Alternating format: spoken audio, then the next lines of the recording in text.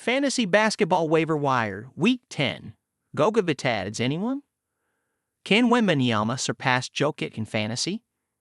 Raphael Johnson and Noah Rubin discussed the recent dominance of Victor Wembanyama and if he can surpass Nikola Jokic in fantasy this season.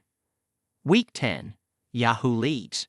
Week 11 for ESPN and Fantrax means a return to a more evenly distributed schedule for the NBA, with no day having more than 9 games. Friday, and Saturday.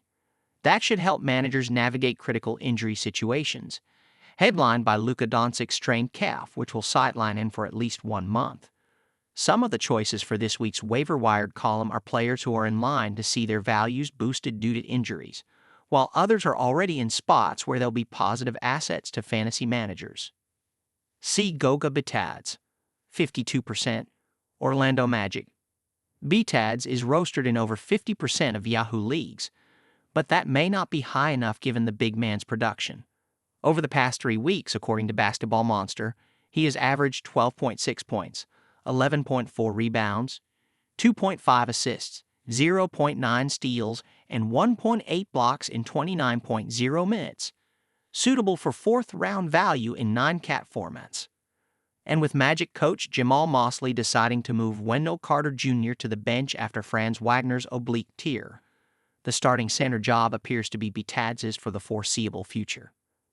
SF/PFD Andrew Hunter, 43%, Atlanta Hawks. The Hawks have had some fantasy studs this season, whether it's Trae Young, Jalen Johnson, or Dyson Daniels. But Hunter has also played well, with the bench role appearing to be an excellent fit for the former starter.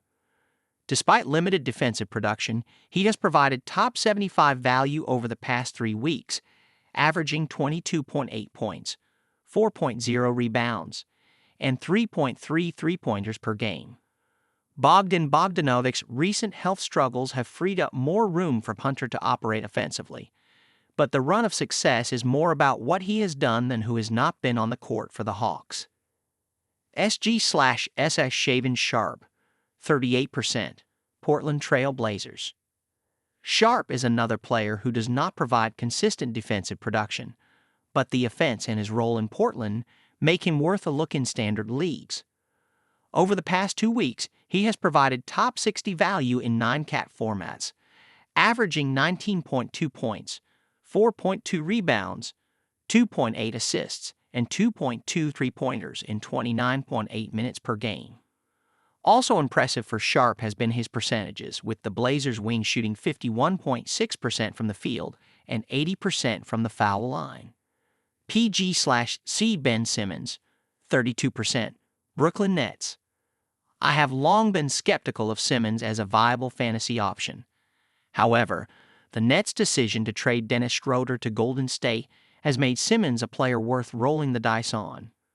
In the 5 games since, Simmons has averaged 9.8 points, 4.2 rebounds, 8.6 assists, and 1.2 steals in 30.2 minutes, shooting 50% from the field and 84.6% from the foul line.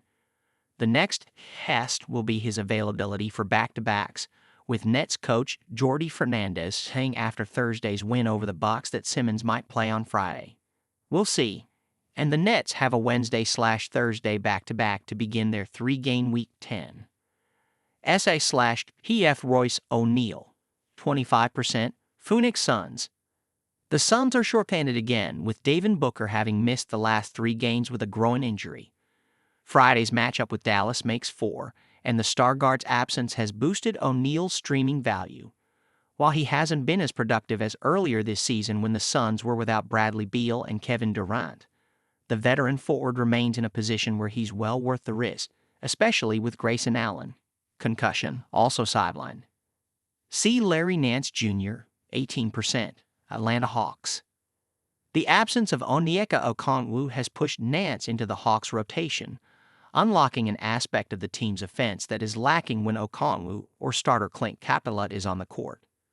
Nance has provided top 25 value over the past 2 weeks, averaging 11.5 points, 7.0 rebounds, 2.3 assists, 1.3 steals, 2.0 blocks, and 2.5 three-pointers in under 25 minutes per game. Atlanta's first game of Week 10 isn't until Wednesday in Denver, but it wouldn't be a bad idea to add Nance, especially if Okongwu isn't back for either game of the Hawks back-to-back to end Week 9. /PF/C No Clowney, 15%, Brooklyn Nets. Clowney's opportunities had increased with Dorian Finney-Smith out of the lineup, with the Nets forward sidelined by a left calf contusion. Over the past 2 weeks, Clowney has averaged 12.3 points, 5.0 rebounds, and 3.0 three-pointers in 26.8 minutes. Of course, one would hope for more defensive production from the second-year big. 0.2 steals and 0.5 blocks per game during this stretch. But simply getting on the court in a starting role makes Clowney a valuable option in the short term. Also, he's a player who should have even greater importance after the trade deadline, with Brooklyn expected to be a seller.